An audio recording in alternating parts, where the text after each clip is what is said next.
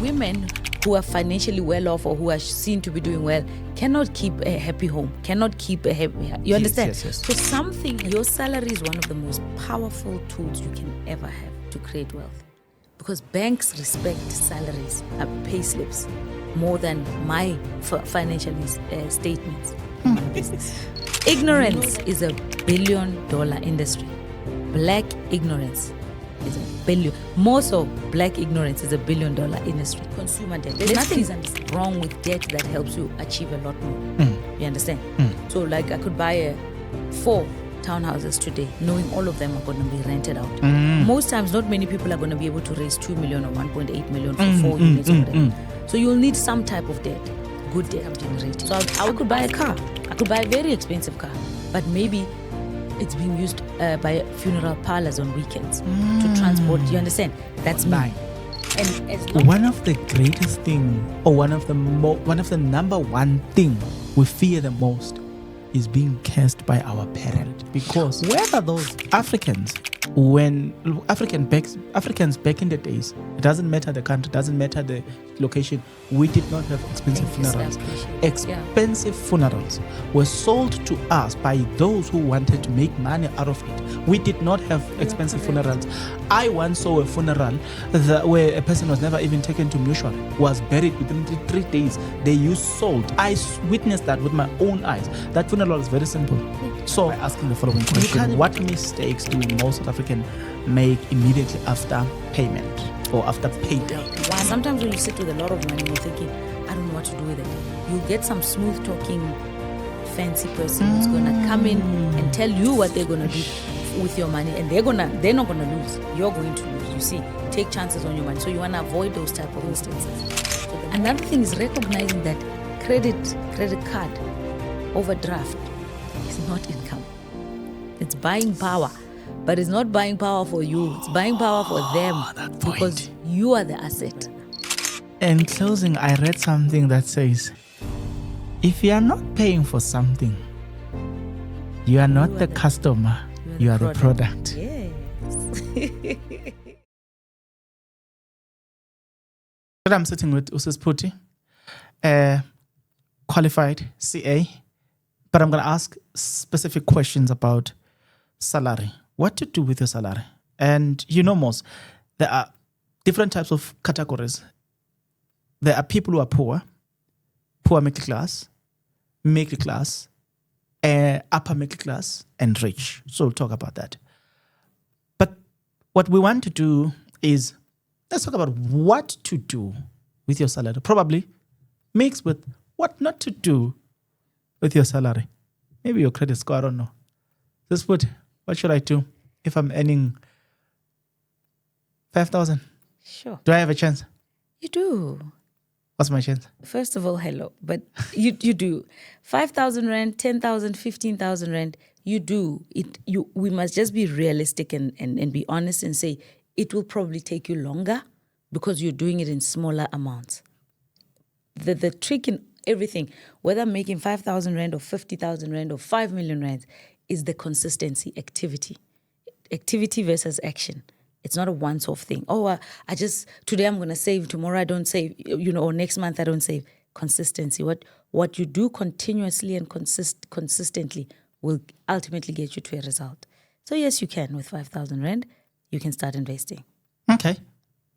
Talk to me about the so-called, should I call them the so-called?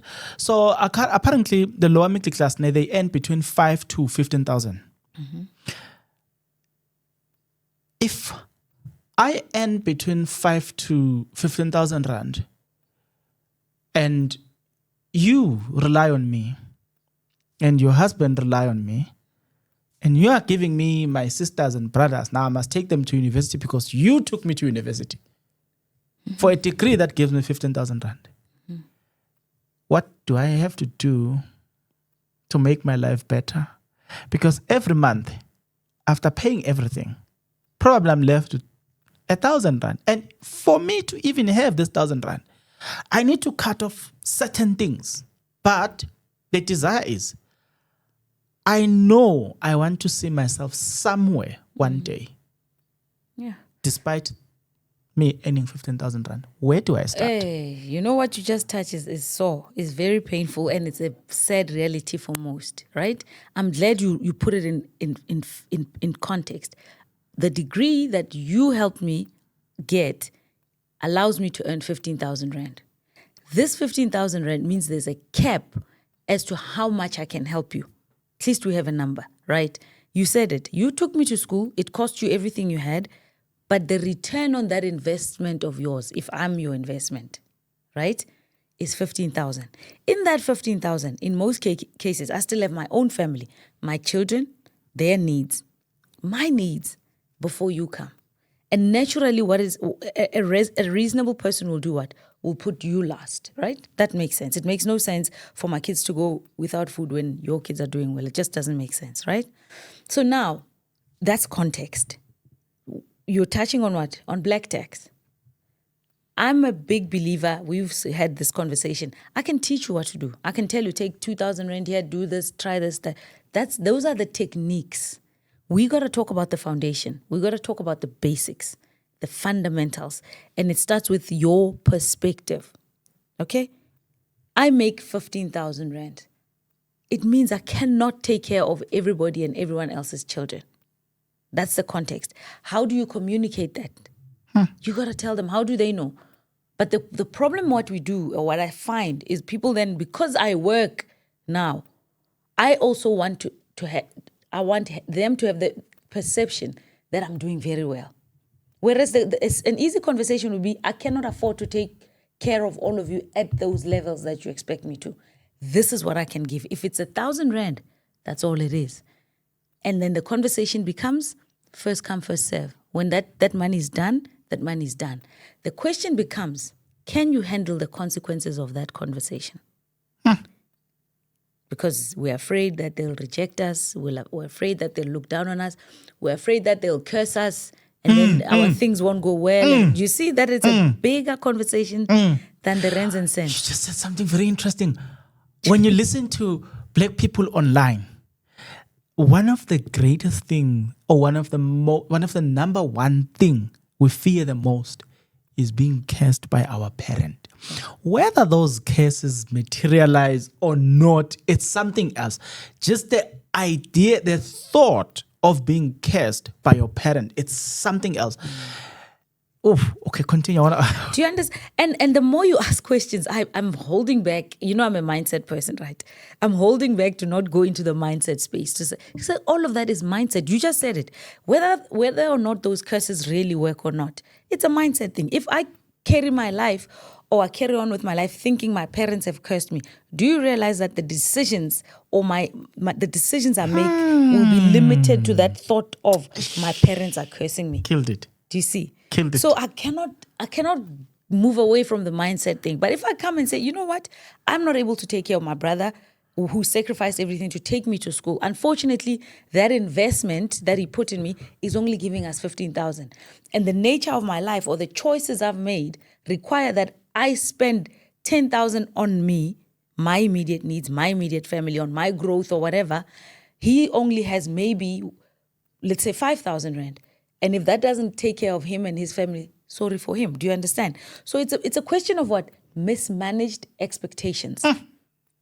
You know, let's steal a bit of 2 minutes here. Yeah. And I'll tell you why we need to steal a bit of 2 minutes here. Our parents conditions us in a certain way that is evil, but no one is willing to accept this. And I'll tell you why. Our parents create an idea that they are God.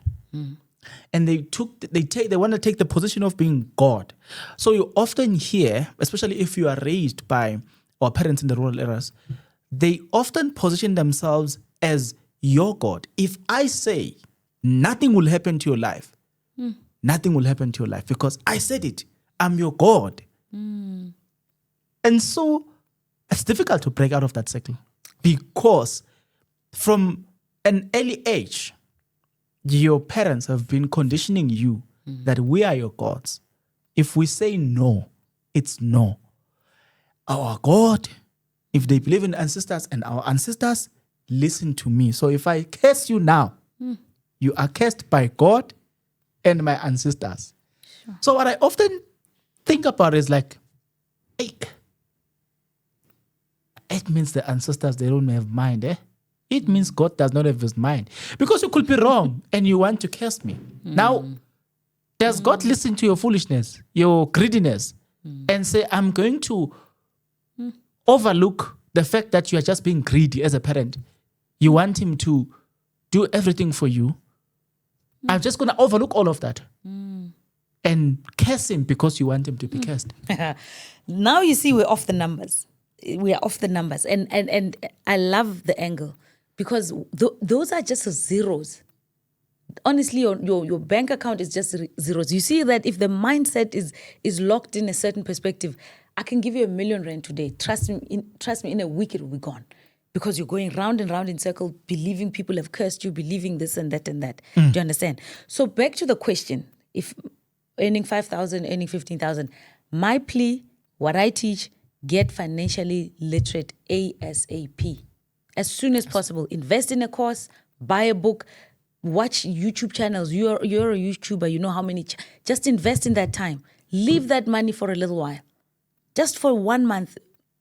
Engage or invest the time to just sit and get financially literate. Understand what money is. Understand what tax is. Understand where your money goes. You know, all of that stuff. Do you understand that? So for me, I find that once you are financially literate, a lot of these things will fall into place easier. Yes, we all make mistakes. Yes, you'll make mistakes. But chances are it will take you 10 years. I mean, it will take you 2 years versus 10 years versus 15 years versus your entire life. Okay, you understand? okay. So back to the God thing. That's a cultural thing. Okay? And it's an identity thing. You can never outperform the identity you have of yourself. You can never. Like I say, I can give you R1 million today. If you are a poor person in your thinking, that money will be gone in 2 days. We've watched it. You know, I blew it. Those people never imagined themselves having that amount of money. It wasn't planned. And when that money came, okay, it soon, it's neuroscience. I cannot deny getting into that space, right? It's neuroscience. Your brain will do with it what it has identified as itself. You understand where I'm going? So you can never outlive your own expectations of your own self. It's wrong English what I'm saying, but I wanted to land. Okay. You can never outlive saying. your own expectations of your own self. If I think I'm cursed, back to what you're talking about, if I think my parents have cursed me, the decisions that I make will align to that identity of a person who was cursed by their parents.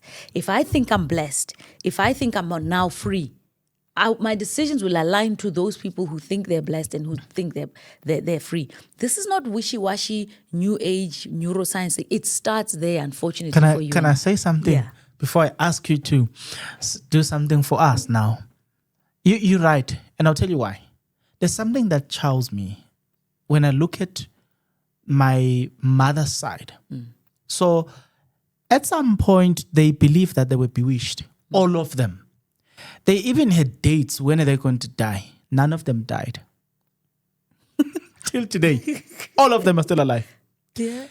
They were telling us stories of how this thing is going to work. It's going to kill this one. And this one is going to die in an accident. None of them, I'm telling you. This theory or prophecy received from a traditional healer and confirmed by a prophet, none of it has ever materialized.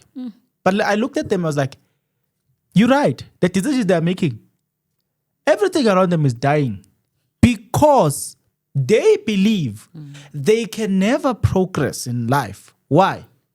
Because they were bewitched. But I look at them when they have money, I'm like, I'm just realizing you are 110%. I'm like, when they have money, I look at the decisions that they are making. I'm like, if I look at the money you accumulated this year, had you chose to do something progressive about that, you would have accomplished far much more than what you accomplished. So even when you try to hold them accountable, guess what they usually say? Someone, whilst we were sleeping, came here did 1, 2, 3. And we know that this thing is somewhere here. They even have a position where this thing was positioned. You understand what I'm saying? So you're right. And I love that you have a specific story to refer to. I love it. But most of us are doing that. But it's just that maybe for most, a prophet never said it or a traditional healer never said it. But the environment has told you that people like you don't do well. The environment has told you that because you're a girl, a black girl, Nohal, you can't amount to certain things. The environment has told you that because you're well-skilled, highly skilled, and you can make a lot of money, right? But remember, you can't keep a husband. People like you don't keep husbands. And in your head and your environment has told you that women who are financially well off or who are seen to be doing well cannot keep a happy home, cannot keep a happy, you understand? So something has informed people. Your story is specific to that. Something has informed people that they cannot do well financially. And their decisions will keep them in that spin. You do well 1 month, you blow it. You do well. Then there's a big funeral or there's a funeral and you go all out beyond what you can afford. Because I'm working, I'm the only one working. My father or my brother or whoever did so much for me. I want to give them a good send-off, right? The most useless thing black people ever do is blow your spending money on a everything. funeral. Yes. And I know this is sensitive. You know, you love the person, you want to do the best for them. It's probably the last best thing you can do for them. But if we're being honest, and I'm tapping again into the psychology and the neuroscience thing, if you're being honest, you're doing that for you, not for them. Because they're gone. I know beliefs are different. Fact of the matter is, even wherever they're going, they probably don't value these type of things that we do the way they do. If we believe there's an afterlife, which I don't. Do you understand? So I don't want to look down on other people's beliefs and faith. I don't want to do that. Long short is, whatever you do for them this side, it's for you. It's not for them. Because you don't know what it is on the other side. You can believe all sorts of things. Do you understand? So to your point, I'm really trying to be as respectful as I can with this funeral thing. It's emotional. It's painful. Can I add something before you jump off? You see, no one can attack you and say anything about it because Africans back in the days, it doesn't matter the country, doesn't matter the location. We did not have expensive funerals. Expensive funerals were sold to us by those who wanted to make money out of it. We did not have expensive funerals. I once saw a funeral where a person was never even taken to mortuary, was buried within 3 days. They used salt. I witnessed that with my own eyes. That funeral was very simple. So you can't even justify it and say you are doing it for them because of a belief. It's your belief. It's a new belief. But Africans, even when you go back, we never had expensive funerals. I appreciate you for saying that. And you've set me free. And I'm very careful how I say things because people think, you're doing well now. You've lost touch with reality. So I never want to underestimate where people still are at the point. You understand? You're still here believing all of that. You've hit the nail on the head. Africans don't bury like that, the way we're doing it this day. You're right. It's very simple. There's no fancy food. We're in mourning, remember? Yes, and when you're in mourning, you keep things simple. Yes. What is going on now? Oh my God, you have set me free now. because in Africanism, we keep it simple. Very. That's why we have the rituals of people sitting on the mattress. We paint the walls black. You see. So thank you. So if people can be honest with themselves, what we're doing now aligns to nothing that is our identity, and now we want to wear it as if it's our identity. There's a gentleman in the US. He's also a financial educator, and he says ignorance is $1 billion industry. More so, black ignorance is $1 billion industry. Can you say that again? Ignorance is $1 billion industry. Black ignorance is $1 billion. More so, black ignorance is $1 billion industry. Let's please understand that. We're doing things that we don't know where they come from. We're happy. We're traveling a lot more now, black people. We bring people's cultures back and we adopt them. And unfortunately for you and I, it costs us money. It's not free. It is expensive. You're spending more. We keep spending more. And it's a sad reality. And other nations and other cultures are aware that these black people are very ignorant financially. And that is why I said, whether you earn 5,000, 15, 20, 100,000, get financially literate. Go buy a book. Books cost how much? If a book is expensive, it's 500 Rand. Yes. It's usually 100 Rand. You can buy a second-hand book. Okay? You can download a PDF. The oldest time, there's nothing else I can teach you about finances, Bongani. Nothing. All of it has been written before. All of it. We've got crypto. We've got all these new strategies. Banks are doing things differently. The basics are the same. You become financially literate, you do better. On top of that, you pay yourself first, right? And paying yourself first doesn't mean buying that expensive dress, buying those expensive shoes or that expensive couch or whatever. Pay yourself first means you save towards your future in a way that you can grow that money, or that money can grow for you, or you can invest in other opportunities that can make you more money. That's it.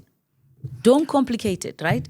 And then thirdly, you live below your means. If I make 10, I live on 8 or below. Non-negotiable. So then now that uncle or brother that took you to school must fit into that. You sort that out first. And if after all of that is sorted, there's 500 Rand left, sorry for you. You give them 500 Rand. That's all you can afford. But do you understand why it becomes a more emotional thing? We want people to see us a certain way. We are lying to ourselves. And therefore your life will be a lie. You're spending what you don't have. You're eating away your children's future. You see how big this topic becomes? Okay. Can I say it a bit differently from experience though? Yeah. You're right. I'll tell you why. I was telling somebody not long ago, I was like, when a person asks, they will ask, 200 Rand. Abongs, come on, Manten, please assist me, 200 Rand. And then this other time I said, hi, Bo. When I calculate, I was like, I'm about to part ways with almost 3,000 Rand. All of this amount is 200 Rand, 250. And I'm like, you know what people don't realize is that if you are working and you ask me to give you 200 Rand and you say, Bongs, you are earning this much, you can't give me 200 Rand. You forget one thing. You are not the only one who's asking me 200 Rand. In my case, I was like, you know, somebody's sitting there and saying, this guy can't give me this much, but is earning this much. And they don't know that this month I'm just parting ways with almost 3,000 Rand. And I calculate specifically, everybody has asked me almost the same amount of money. 200 Rand, 250, 300 Rand. But how many people are asking me the 300 Rands? You see, because everyone comes to you. You are the one person and everyone comes to you. But you've identified somehow in your subconscious mind, you have identified yourself as the fixer, right? Why should you be giving them 300 Rands? Are you a financial services provider? Why? You understand? Unless if you're the biggest I'm your giver. brat. It's fine. What does that mean? Why must it get me I help off you. my I track? help you. You were once there. I help you. Forever. Forever. Because these I are gave birth to you.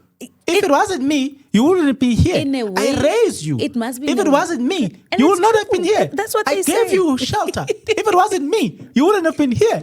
I took you to school. If it wasn't me, you wouldn't have gone to school. They say I that. paid all these things. I gave you food. Let me tell you If it this. wasn't me, whether you would have died. Let me tell you this. So we have a relative. Okay, let me not talk about the relative. There's a lady that I used to work with. And she's an orphan. Her mom passed away when she was young, 3 or 2 years old. She doesn't even know her mom. As sisters do, you know, black sisters. You know, sisters, women. The sisters, as they were growing up, you know, they were already in their homes. They were all young adults, right?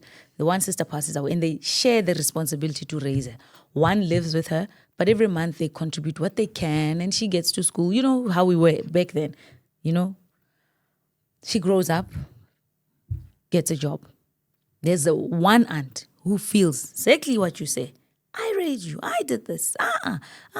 She didn't initially say it in that way, but she would say, month end, oh, now that you're working, I need so much. Now that you're working, I need so much. Now that you're working. And, you know, when she starts resisting the orphan, the now adult orphan, when she starts resisting, they're like, remember, like you said. You wouldn't have remember. amounted to anything Remember. if it wasn't for us. You know what she said?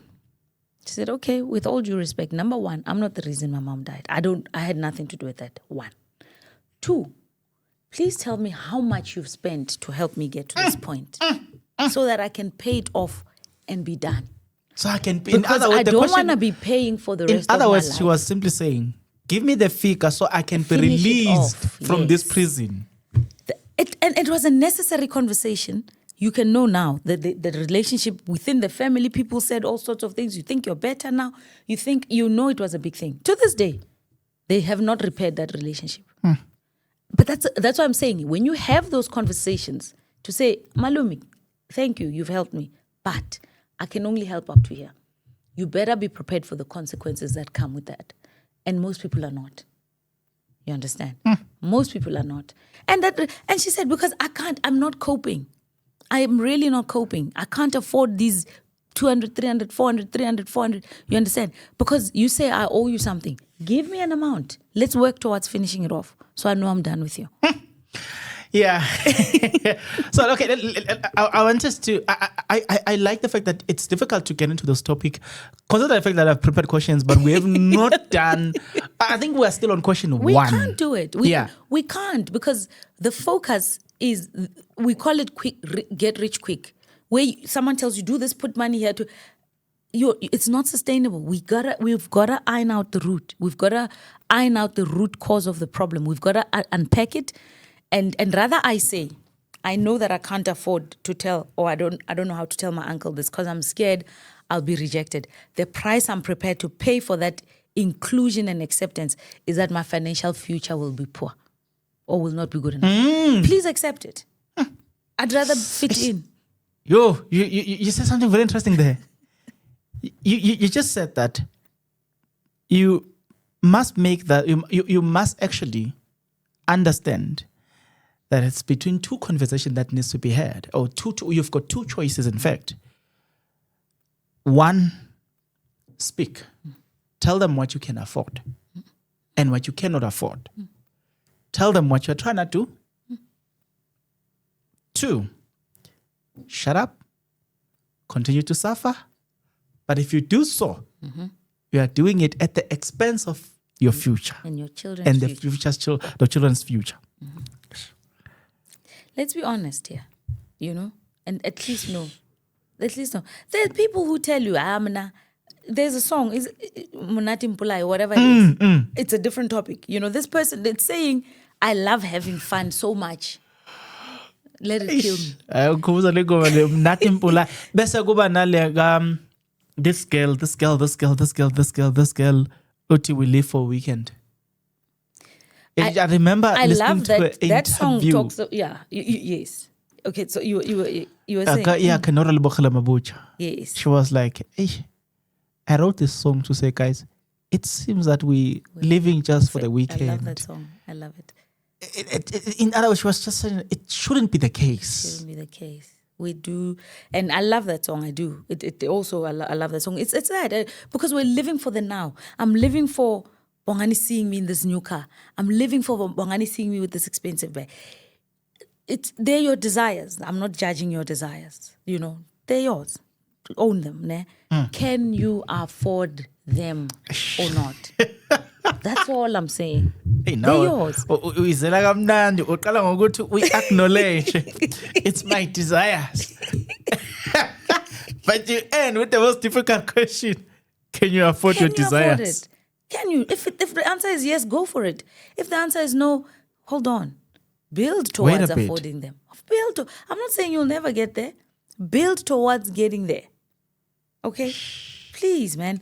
And then we start. Then we start building. There are many things. All of us, it's human nature. We want more. It is human nature. Once you get to this point, you were not employed. Your first job, you were at 5,000 rand. Everyone's happy. You're happy. You're proud of yourself. Few months, few weeks, you're like, man, I need more. Now you want a job that pays a little bit higher, which is 10,000. And we keep moving. That's human nature. So I'm saying, even with that, if we can learn to live within the means, if the means are not good enough for you, grow. Go to the higher means. But remembering that the higher means usually require more skill. You need to learn new things. You need you need to become or learn ways. It's no longer about skills, being able to type or write. It's about how valuable you are to that person who's going to give you more money. So invest in that time. Hence I say financial literacy. You've got to invest. You're a YouTuber. You had to learn this whole setup. You had to learn lighting. You had to learn sound. You had to learn, you understand? So that you are a profitable or a successful YouTuber. Same with your money. If you want to make more in a way that you can afford, learn more, learn more skills, gain more skills so you can get higher pay, right? Learn more skills that you can do more with the extra money or extra the side hustles. You gotta learn more. The literacy is key. You understand? I want you to give me solutions now. I know you're stealing your time. Kindly, so according to this, we've got the people who are poor, considered poor, are just people who are earning 5,000 rand and below. Then there's what we call it lower middle class, which is another word of poor middle class.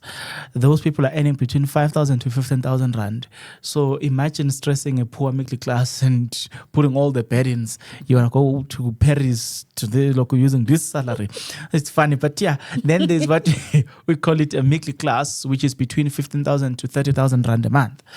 Where you are expected to live somewhere now, you are expected to move out of the hood and live somewhere else, drive a nice car, right, at this salary bracket.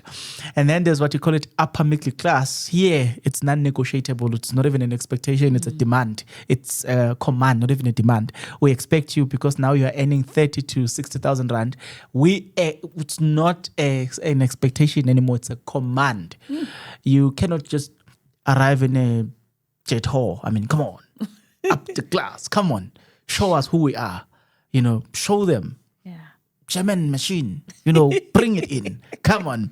When I say to my other mothers out there, I'm visiting my daughter, I want them to see if I'm visiting my son.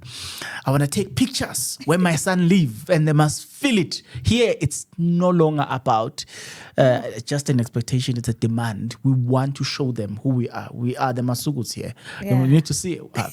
Above that, it's something else. Above that is 60,000 rand. But I want you to provide me a solution, and I'll tell you why I need a solution from you. Where do I start? Maybe one day we'll have this time and go back again and expand. And I'll tell you why we need to expand. We need to expand because a lot of people are trapped. I once got trapped by my very own sister where we were doing exactly what you are doing. We are supporting a child who is now an orphan. So she took the child. I'm paying the school fees. When she decided to part ways with the child because the child was problematic, she doesn't tell me. I discovered almost a year later. So I was like, for the past almost a year, I've been pumping in money. And you, on the other hand, decided to keep quiet. And I'm looking at this, I'm like, every man there's always a demand. The child needs this, but the child, you parted with the child long ago. And I'll tell you why. Some people don't want to say this. When they go back home, if they are broke, they know they will feel it. Because it's easy to listen to Sjava when ati ekaya ngenong emali. Wait until not all, some people wait until they go back home. Broke. You will realize. What I've realized as I was doing this research is actually, Kema, I've seen it with my own eyes, where people, when you go back home now broke, they don't believe you're from Joburg. You can't be broke. You can't. It just cannot be. You are hiding money. So some families, what they tend to do, I'm talking about reality. Some will comment, will say it. They hide the sugar, the what. Despite the fact that you told them that you don't have money, they will still say, Sure. Please, just buy us sugar. If you buy sugar, but you have a little bit of money, buy us bread. If you buy bread, we don't have share, but please, it's these malanyana things that you'll keep paying for until you don't have money to go back. Here's this thing. The reason I mentioned this is I was trying to say this. I need solutions from you. There's a story of a person who lives around Joburg in a beautiful estate. This person earns around 60,000 rand. The story was posted somewhere on Facebook. The guy is saying, listen, let's downgrade. Not that we need to go back to gas. But let's downgrade somewhere where we'll pay a cheaper rent. At least if we pay 10,000 rand. This estate is expensive. He earns 60,000 rand. And after the children goes to Curio, and after paying everything, he's left with 1,000 rand. But the wife keeps saying, what are people going to say? The whole me. Going back? No, we're not. So he's held hostage by his very own wife, the one who supposedly love him, love you enough to hold you hostage so you can keep up with the life that you can no longer afford because he earns 60,000 rand. So he's probably going to ask the question, what do you advise I invest in? It doesn't have to be something big because I cannot afford. I want to invest probably 500, 700 out of the 1,000 rand. How do I go about it? Sure. I would be very irresponsible if I can tell him, go put it in exchange traded funds. For anyone listening, ETFs, they call them ETFs. They're the easiest and less mentally requiring. I don't know how to say it. They're the easiest, ETFs, né? Exchange traded funds. That's one way where the money just goes off every month. It's on the stock exchange somewhere. It's a basket of shares. For me, it's not safe. I would rather even say that's one way, but that's reckless. You understand? I hate this way you say, give me a bullet. There's no one bullet. He's got bigger problems than that 1,000 rand. Okay. Number one. Okay. The first thing to invest that 1,000 rand is to make sure that he no longer has 1,000 rand left. He has more. That's the first thing I'll tell you. Okay. The easiest would be say, take that 1,000 and put it in ETFSA or put it in your 32-day account and make 6% a year. Okay. Maybe. Okay. Where is that going to take you? Do you have an emergency fund? Do you have consumer debt, high interest debt that you're paying off? No amount of investing will take you away from that. When you have high interest debt, high consumer debt, because that's taking all the interest that you're thinking you're earning by saving. It's eating it up. Okay. You understand? So that's why I say for him, the best thing I could even say with that 1,000 rand is invest in a proper financial literacy course for 2 months so you can understand what you need to make fundamental shifts. I'm really sorry. There is no bullet because you can take 500, let's say, put it in ETFs or put it in your bank account. Ne? Then you have a big emergency. Then what? Do you take it? But in this case, I'm sorry to interject you. No, go ahead. But in this case, this person can argue. It's going to take me back where I don't want to go. Because you said there's a conversation that needs to be had between you and your family. It's a difficult conversation such that the relationship can deteriorate such that it can't be repaired sometimes because people are stubborn. In this case, you know where I'm going. The guy can take the calls. Remember, the guy can see the problem even now. He can see the problem and he knows he needs to downgrade. But the problem is the wife. They have the conversation. In this case, the wife is not willing to part ways with the idea of living in a suburb. Yeah. My children going to Curio. I am perceived as a lady. So the problem is you're living. It's so difficult. Let me give another story. A sad story. Sad story. There's a lady. I hope I don't say something that is going to expose her identity. Okay, let me try to the best of my ability. To not. Yeah. Very, very good looking woman. Pretty. Well-shaped woman. African woman, obviously. So, she get a boyfriend. The boyfriend takes her in, pay lobola. They part ways at some point. You know why? She's addicted to borrowing money, spending. They part ways.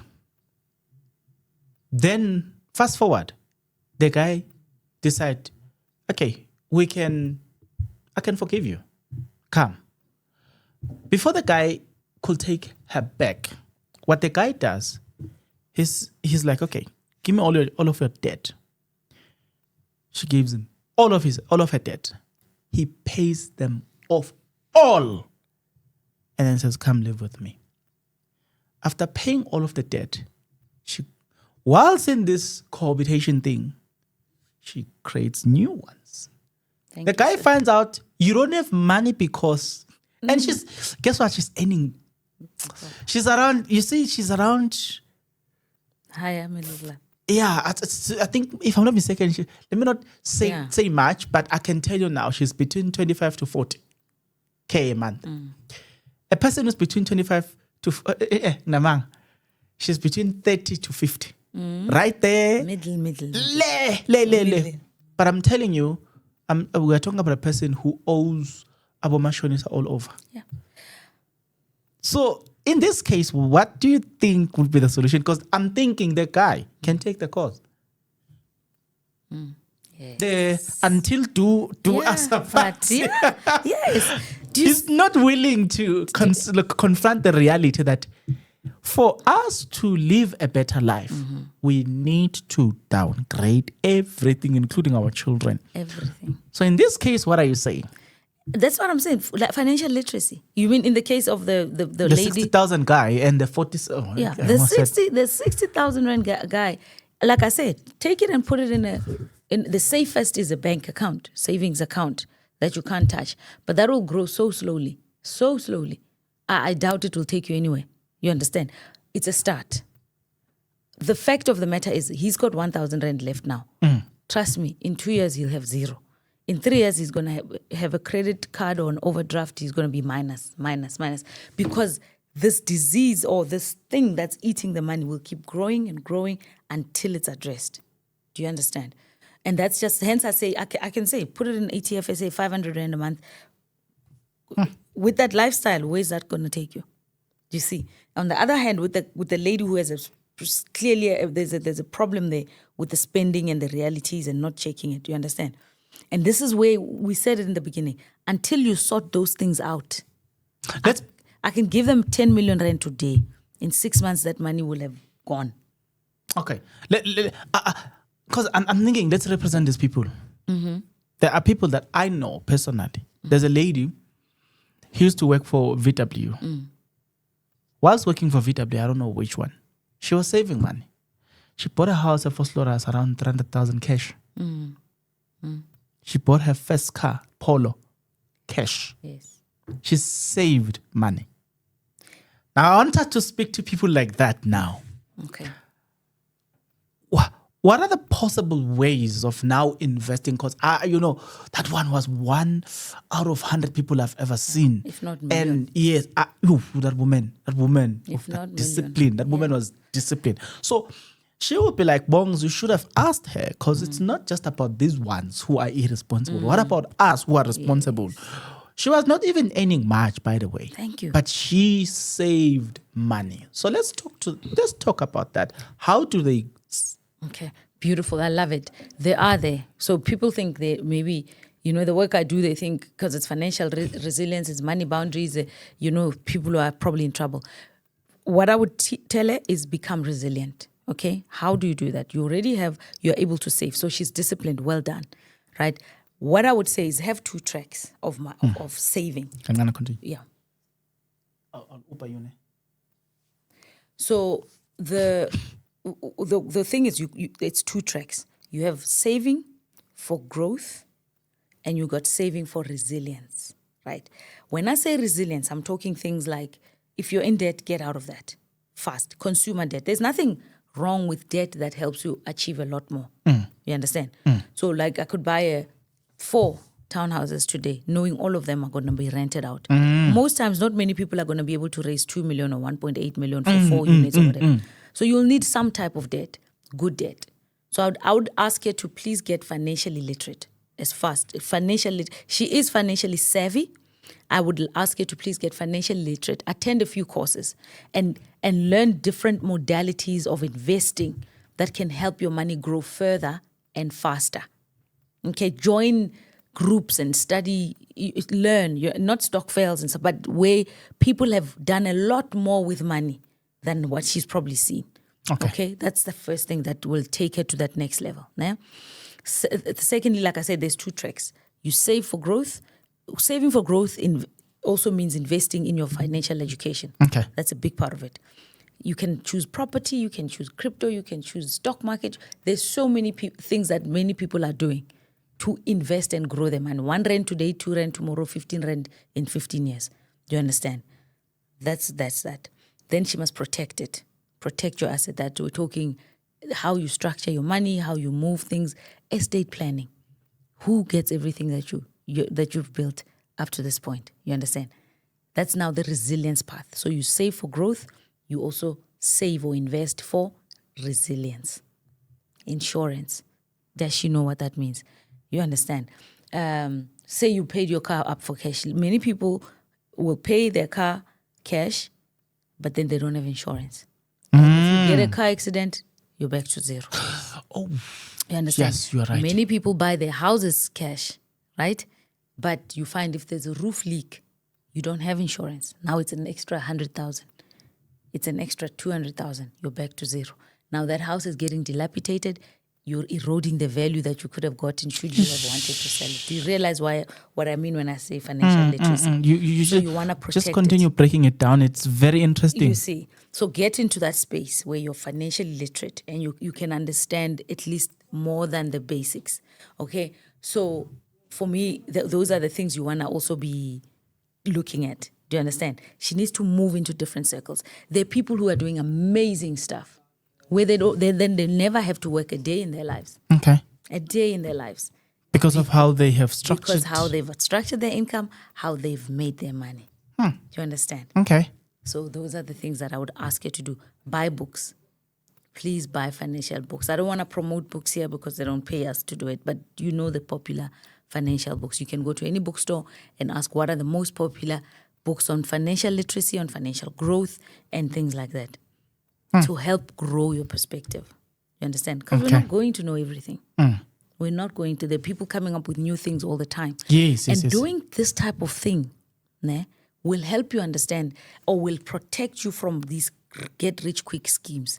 The secret to making urgent this, guaranteed returns, all these type of things, it will help you. Because sometimes when you sit with a lot of money and you're thinking, I don't know what to do with it, you'll get some smooth-talking fancy person who's going to come in and tell you what they're going to do with your money, and they're not going to lose. You're going to lose. You see, take chances on your money. So you want to avoid those type of instances.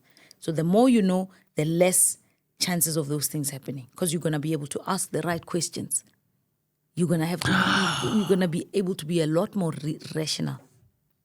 No. You're onto something.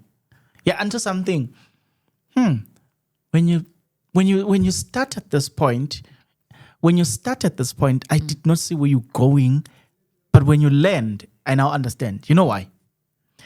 Because I've met, for instance, I know a lady who used to work around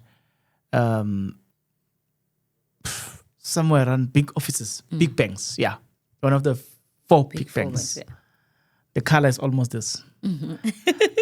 So this is the time I meet her, and she says she got chowed by. She was investing. She was trading money. 30,000 in less than 30 minutes. Gone. And she was angry. Yeah. Why? Because she was investing. She was saving money. She was investing money. Yes. And 30 seconds gone. And gone. It's true. You know why? Because based on what you just said, if you knew how to save money, if you knew the right questions to ask, some things, you see them from far and say, wait. Hey, Yeah. Hey, why are we investing 1,000 rand today? Tomorrow it's 20,000 rand. A week, Wow. a month. I'm now getting, and I must just give you 10,000 rand. And if I give you 10,000 rand, I'm going to make 100,000 rand month end. Where are you investing this money? You don't get to ask those questions. And you know, that's what I'm saying. When you landed, a lot of things came up in my mind. You must go and search online. You'll get this. You'll understand the importance of what you've just taught now. There are these women who get scammed by our brothers from Other most of the countries. time it's Other countries. yeah. Other countries. And when you're looking at the trend there, it's just the same. They're just outsmarted by the same. They go and resign, take their monies, and when they take their monies, they are going to invest these monies so they can make more money. They lose their pension fund. Someone said, I've lost 2 million. It's a love scam. Yeah. Now you're right. If you knew what to ask, you would have seen this game coming. You're like, my man, Managangana, not me. Can I say something? With these scams especially, it's science, it's proven. If you check these fake scam emails that come out, usually there's a spelling mistake. If you see, there's a spelling mistake. They make obvious errors. It's a way they do it to see how attentive you are. It's intentional. Yeah, it's intentional. That's a way to tell. If someone clicks here, then chances are you've bypassed their first layer. You understand? The email. First thing you want to do, you check the email address. That email address is fake. If you just click on to see where it's coming from, you can see that they'll change one letter or two letters or something. Once you get through that first layer, so you were either distracted or you're not given to paying too much detail, then they got you. Oh, you just said something interesting there. You know, I receive somewhere around each week, I will receive at least not less than 2 emails. Yeah, It will be from this brand, the brand we are using to record. It's often these brands that are wanting to advertise on my other platform because I've got a channel which is on 130,000 subscribers, SA Infotainment Podcast. And then I've got another one which is on 72,000 subscribers, which is Business and Brain Power. I have another one which is on 34,000 subscribers, which is Mtondo Media. I've got another one where we just uploaded an episode recently that trended on debate.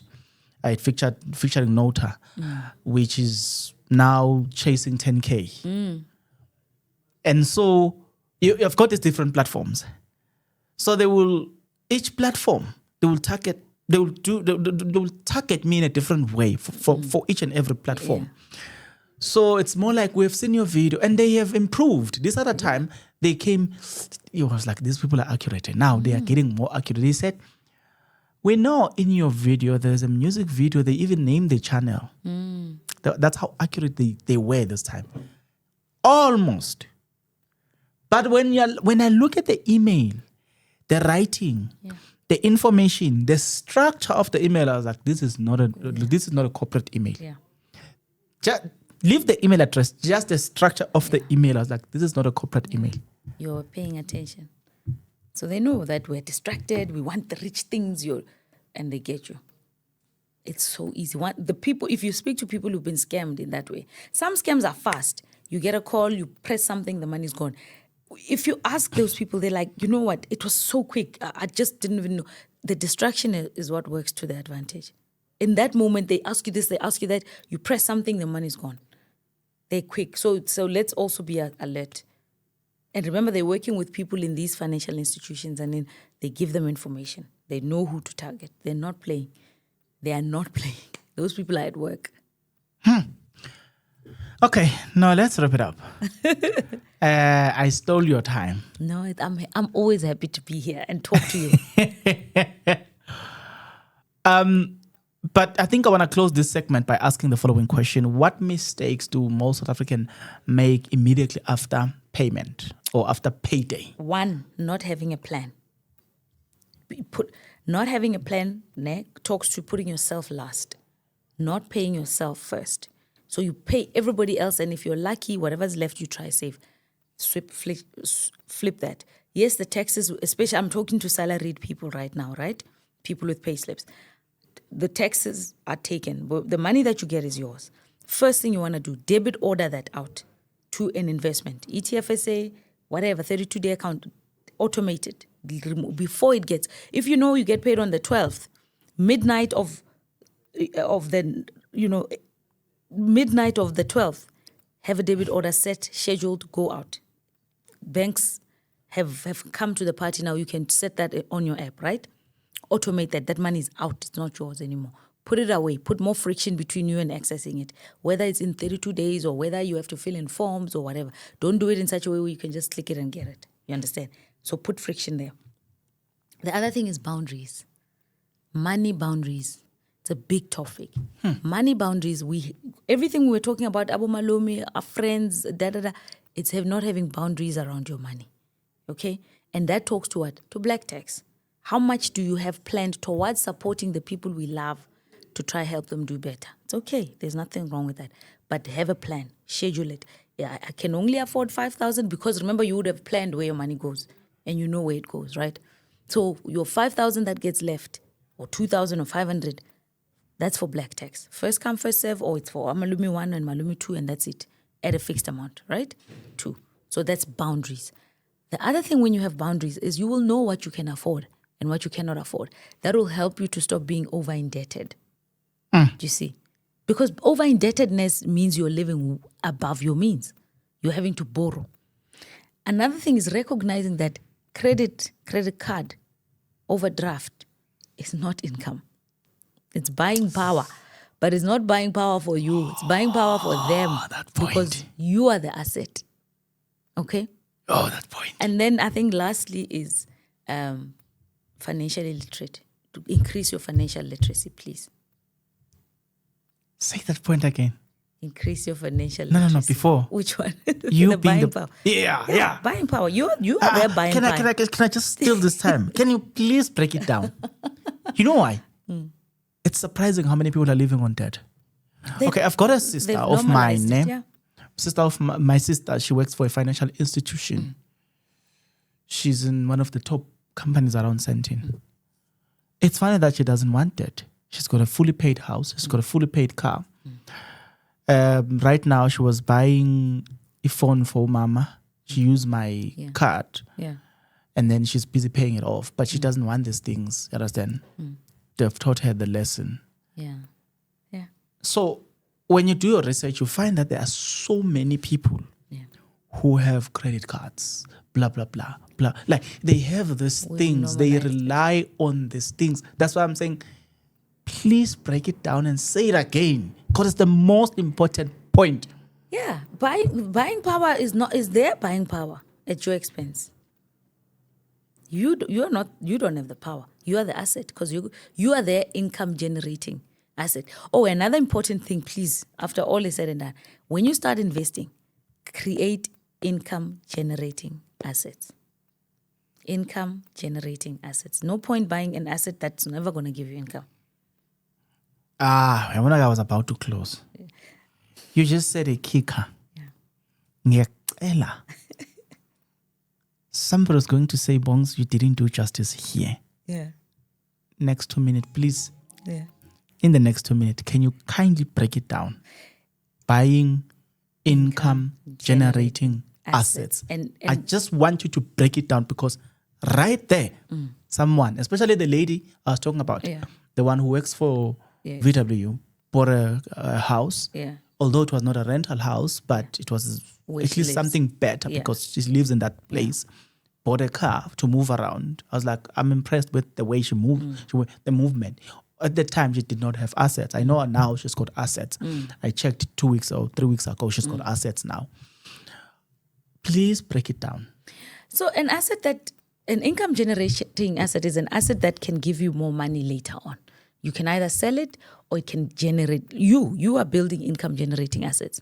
You understand? The moment your channel is monetized, you've recorded once and they keep paying you as the subs. You don't have to do much anymore except maintain the video and make sure whatever it meets their standards. That's it. You've done it once. And the more people watch it, the more you get paid. Same with rent.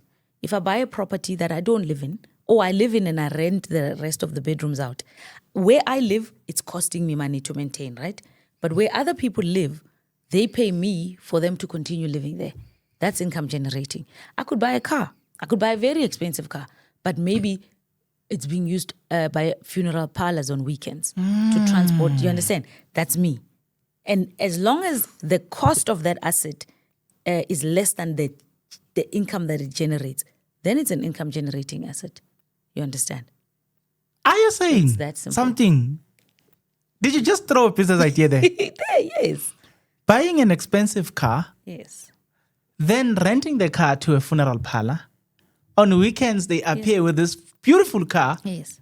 And it's just your car, you are renting it. Yes. Guys, that's an idea there. Uber. You know there's Uber. Is it black? There's a higher Yes. where they take the expensive cars. But the one of funeral, it's not a conversation that is common out there. And you're right. Yeah. I remember this other time I was talking to somebody who said that, do you know that this company, one of the famous company, around Katlehong and all the stuff, they were like, do you know that these people don't own these cars? Yeah. But it was a whole lot of beautiful...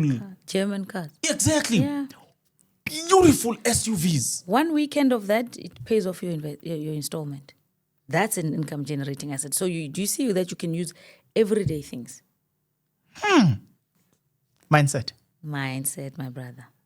In closing, I read something that says, if you are not paying for something, you are not the customer, you are the product. Yes.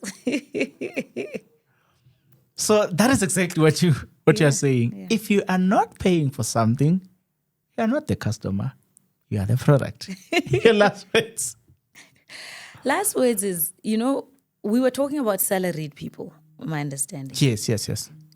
Your salary is one of the most powerful tools you can ever have to create wealth, because banks respect salaries, pay slips, more than my financial statements in my business.